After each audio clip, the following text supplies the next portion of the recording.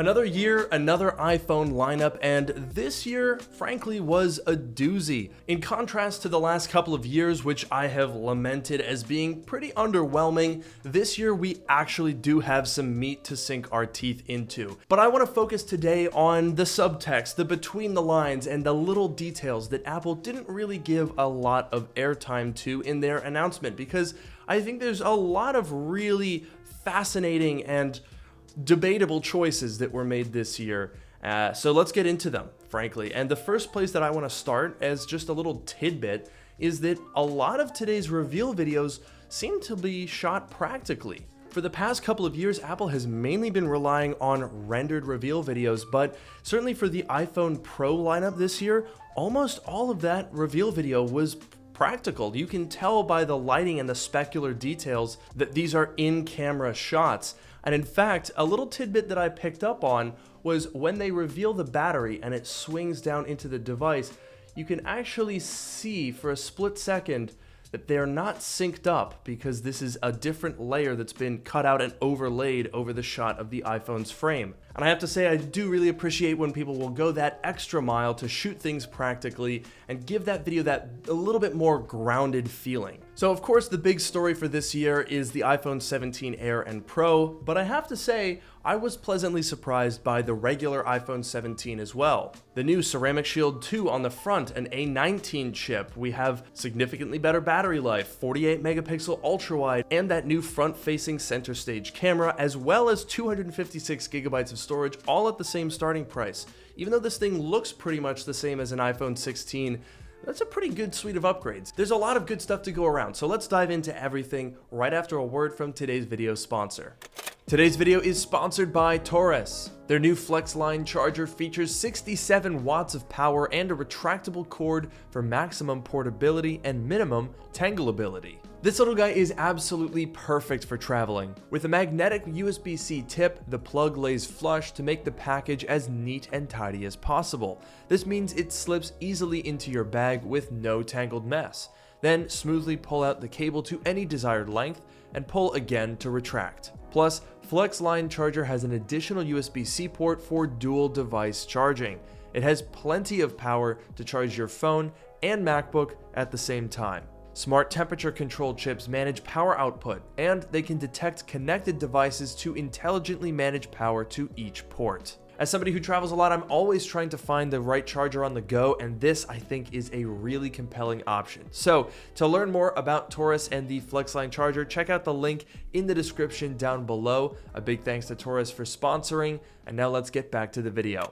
And in fact, before we get into the specifics of the iPhone 17 Air and Pro, it is worth mentioning that across the board, all new iPhones have that really cool center stage camera, and I'm going to toot my own horn on that one a little bit because I predicted that when we heard these rumors about a higher resolution front-facing camera, Apple was going to provide a wider angle for group selfies. The fact that everybody right now pulls their phone out and turns it around backwards to take those types of pictures is a little bit goofy. And I think that this new system is a massive improvement. It can dynamically adjust to fit the amount of people in your frame. Really, really cool system that's across the board. We also get 256 gigabytes of storage across the board with no price increases, although technically the iPhone 17 Pro is a price increase because they dropped the 128, but they kept it at $1099.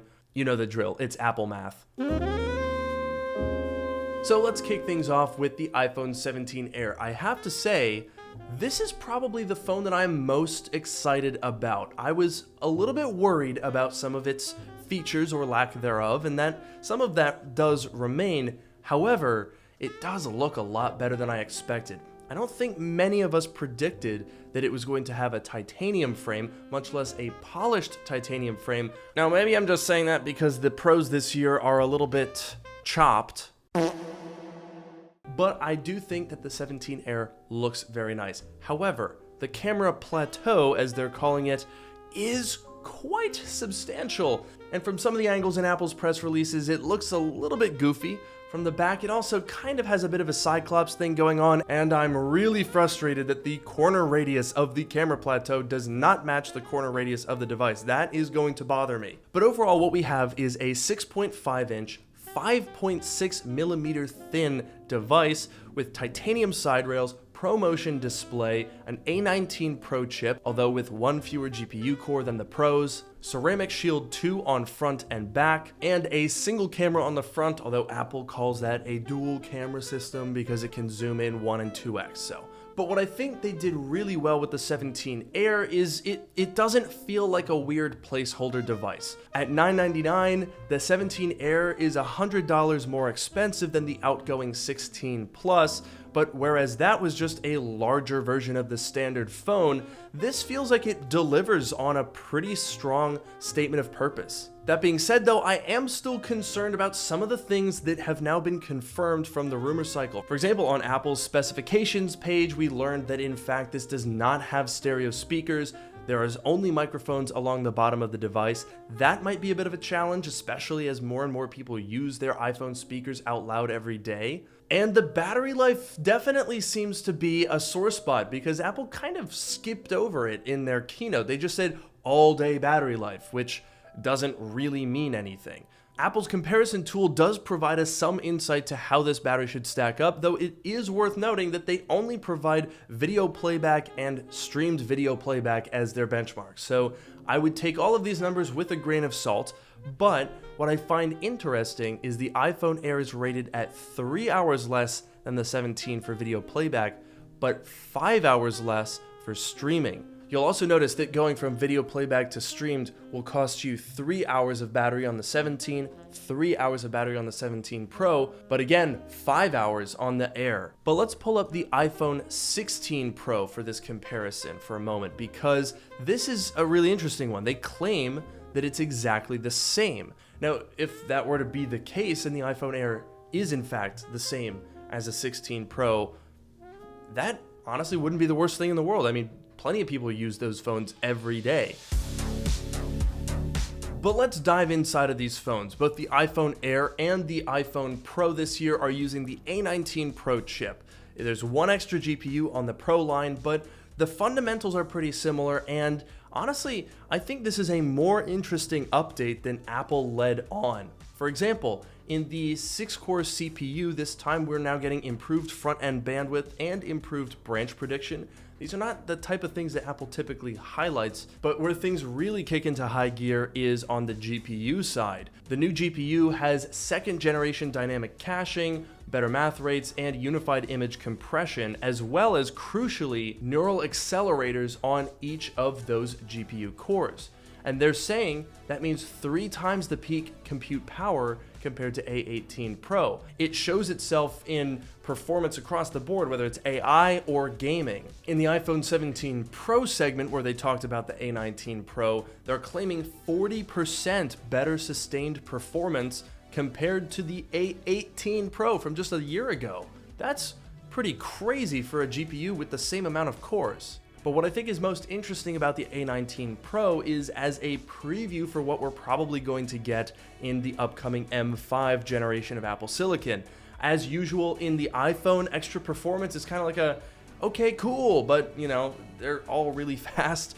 But when it comes to the Mac, we can really take advantage of that increased GPU architecture. I'm very excited to see where that goes. But sticking with the topic of internals, we have 2 new chips that Apple is working on. First is the N1.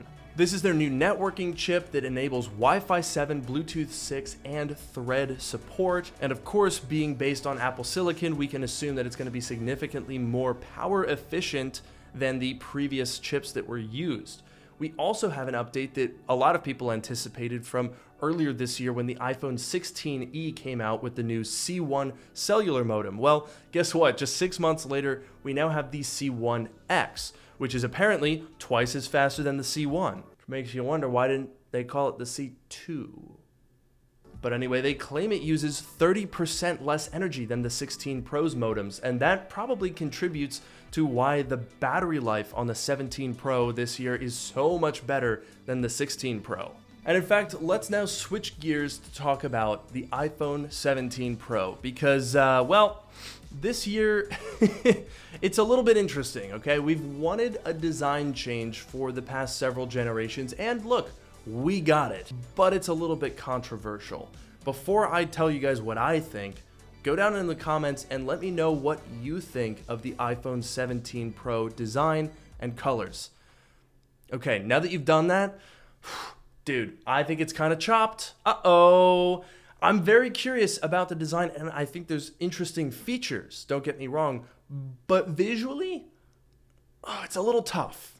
It's a little tough. So first of all, in this really cool, practically filmed design video, we get a look at the new aluminum anodized forged enclosure.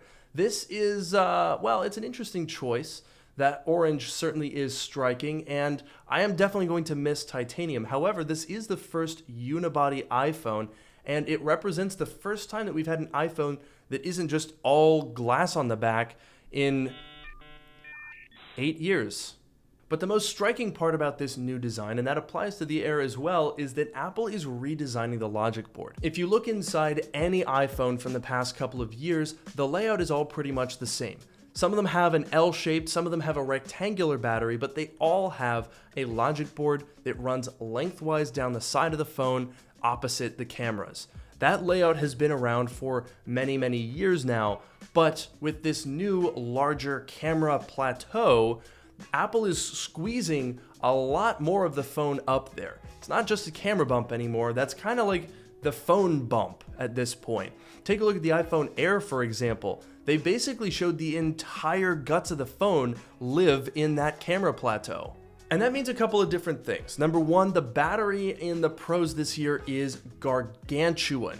And in fact, you even get a little bit more on an eSIM only model. According to Apple's Compare tool, the iPhone 17 Pro should be matching the iPhone 16 Pro Max's battery, with the 17 Pro Max being an absolutely ludicrous 39 and 35 hours. That is a pretty big improvement year over year, certainly more than we got last time. And as somebody who has always been on the Pro Max, where I've been a little bit more insulated from some of the battery woes a lot of people have complained about, this is a really big deal. Because I personally don't think that I could go to a Pro specifically because this phone, the 16 Pro Max, has offered what I think is the exact right amount of battery life for me. I also want to draw your attention to this part of the reveal video where they show sort of the bare logic board. And crucially, in the next shot here, we get a look at that vapor chamber cooling system. This is the new new for Apple users anyway. Android phones have had this thing since I think 1937,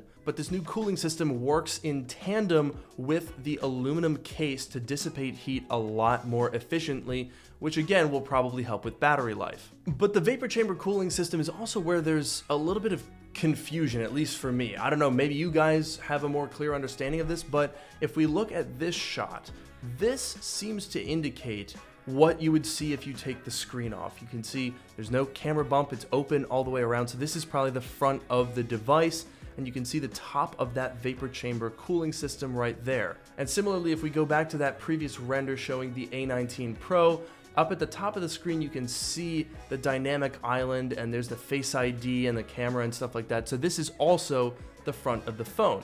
Now that makes sense because that means that this vapor chamber is going to mount directly on top of that and dissipate heat all along the middle of the device. But what's kind of unusual is that this is on the screen side of the phone. But in the keynote, they say, to dissipate heat rapidly throughout the aluminium unibody. And that's weird because as far as I can tell, there is no connection to the aluminum unibody. On Apple's website, they have this exploded view that shows 4 layers. We have the glass sheet, we have the aluminum unibody, the frame with the cameras and the logic board, and then what looks like another subframe that has a battery in it, as well as presumably the vapor chamber, although that would be on the other side. In fact, I think if we zoom in there, that might be where the vapor chamber attaches on. So then in this shot, are we looking at an additional aluminum frame that connects the vapor chamber to the outside? Like, I'm having trouble visualizing what the inside of this phone looks like.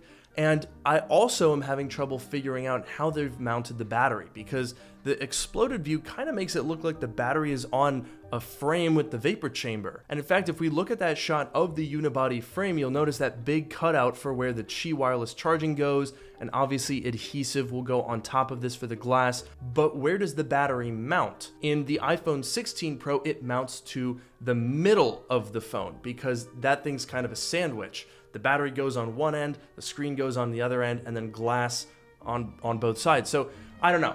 This might not make a ton of sense. I feel like I might need to do a teardown video for this, but I'm very, very intrigued by the way that they've constructed the phone. Like, this is totally, totally different from how it was done in the past.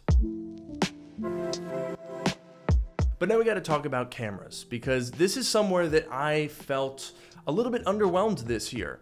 Keep in mind, in 2023, we got the 5x tetraprism, ProRes video recording to external devices, log video encoding, ACES support, and spatial video. And then in 2024, we got that 48 megapixel ultra wide with better macro photography. We got 4K 120 FPS Dolby Vision. You could also reframe that and retime that. Then they also had the studio mics with audio mix. That was another pretty exciting feature. This year, it was a little bit more light on the camera stuff. The big news is that new 8x telephoto lens.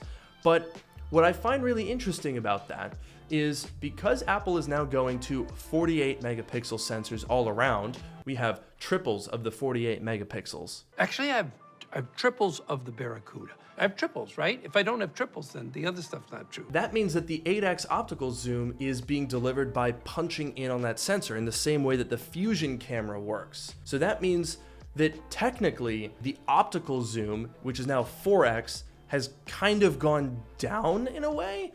I mean, I know that it's still a real 8x because of the way that that sensor works, but I think what's clear that has happened here is because of that bigger 48 megapixel sensor, they had to pare down that tetraprism just a little bit, which gets us to 4 and 8 instead of 5 and 10, for example. Then of course we get that center stage front-facing camera. Love that, can't wait to try that one out. And we get this new feature called Gen Lock, which basically allows time coding and synchronization between multiple cameras. That's pretty cool. We get ProRes RAW support as well, and now there's 40x digital zoom.